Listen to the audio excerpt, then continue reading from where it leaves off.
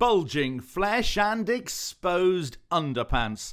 The scruffiest man surely ever to work in number 10, the tramp of Downing Street. To some, Dominic Cummings is an evil genius. To Boris Johnson, he's a trusted strategist and policy wonk. Smart, if not so smart. David Cameron once called him a career psychopath. And it's clear from what Mr. Cummings has written and what he's said that he wants a revolution. Not just in policy, but in the whole way that Westminster and Whitehall operate. This is the Michael Crick report for Mail Plus.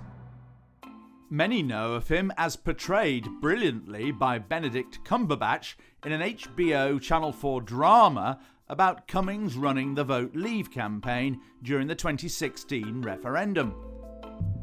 Everyone knows who won, but not everyone knows how.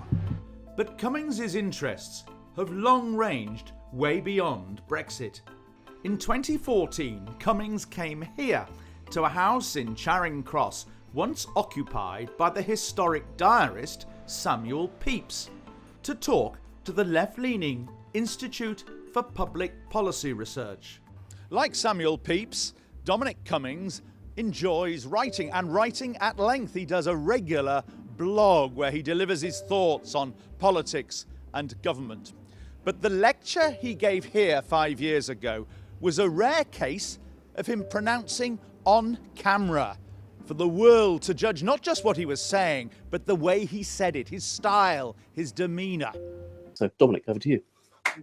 It was a different Cummings that day, in dark suit and tie, even cufflinks. He was brimming with ideas. Prime ministers should appoint a lot more ministers to the Lords, but also bring in new powers to allow them to address the Commons. So that would be on my to-do list if I ever managed to successfully get control of number 10. One of the first things I would do. If I successfully get control of number 10, he joked. And, of course, they all laughed. But then 5 years ago, nobody thought it was at all possible. One of the first things I would do would be some orders in council whizzed through at 2 a.m. that gave the Prime Minister the right to do this. Other items on his to-do list? Shrink the cabinet. The idea of a cabinet of over 30 people is complete farce. It should be maximum of probably 6 or 7 people. Break the power of the Treasury. The Treasury, as I said before, doesn't care about saving money. Central taxes should be cut hugely, Cummings said. Local taxes raised. And people in Whitehall who'd studied politics and economics at university replaced by mathematicians and physicists. Bob Kerslake is a former head of the civil service. We need to break the power of the Treasury. Is he right? You know, if you had a fiver for everybody who says you've got to break the power of the Treasury, I'd be a rich man, you know. The Treasury clearly is a powerful department. It's actually quite small. It's not more than 1,000. And it plays a crucial role in government. I did a review, of course, for John McDonnell on the Treasury, and I concluded that there were changes needed, but fundamentally I would keep the basic structure of the Treasury intact. A cabinet of 6 or 7 people, he said? Oh, well, that goes back to the days of Edward Heath, doesn't it? Yeah, many of them seem to be reheated ideas of the past. And 5 years ago, Dominic Cummings couldn't hide his contempt for David Cameron and his closest advisers for thinking too short-term. Fundamental people who are the Prime Minister's advisors are Ed Llewellyn and Craig Oliver. Both of them are totally and utterly useless. It's not their fault. They're just in the wrong job. They've been put in the wrong job. It's not their fault. The fault lies with Cameron for having put them there. So if you have the Prime Minister who has no sense of priorities and can't manage his way out of a paper bag, and then his 2 chief advisors are people who've never read anything themselves, don't know what they're doing. Craig Oliver running around with this ridiculous grid in which he's worrying about Twitter and the news cycle for the next 3 hours. Of course, it's going to be a farce. And yet, in the early Cameron years, Cummings worked as advisor to Cabinet Minister Michael Gove, though number 10 never trusted him.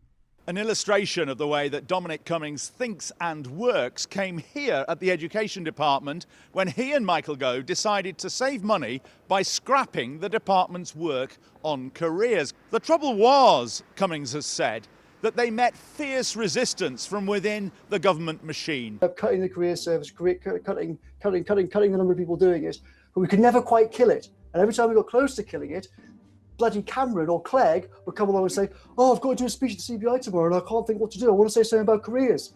And then, of course, the development, "Oh, yes, well, we've got all these lovely memos on careers. Here we are." Before you know it, the memos on careers have got the number 10, and some clown in number 10's already briefed it to the Telegraph, and we're now creating some new careers thing. So it's very, very hard to stop these sort of dynamics, and actually stopping things completely, which is vital if you're really going to change how Whitehall works, is incredibly hard. Cummings made headlines earlier this month when he appealed in his personal blog for weirdos and misfits, his words, to come and work with him in Whitehall. But he warned he'd bin them, again his word, if they didn't fit in. That went down badly with civil servants. Look, I get his point that we need people who've got a range of skills, who do understand the modern world better than perhaps some do. So I do get that point. I'm not totally antagonistic to that. My simple point is, in the end, you want to get things done for the good of the country, and that requires you to work with the grain of the civil service. I mean, he's talking about binning people. That's the sort of language I personally dislike, frankly. People do their best. If they're not up to the job, of course you've got to move them on. But you try and develop the capabilities you got. You don't just bin people bluntly.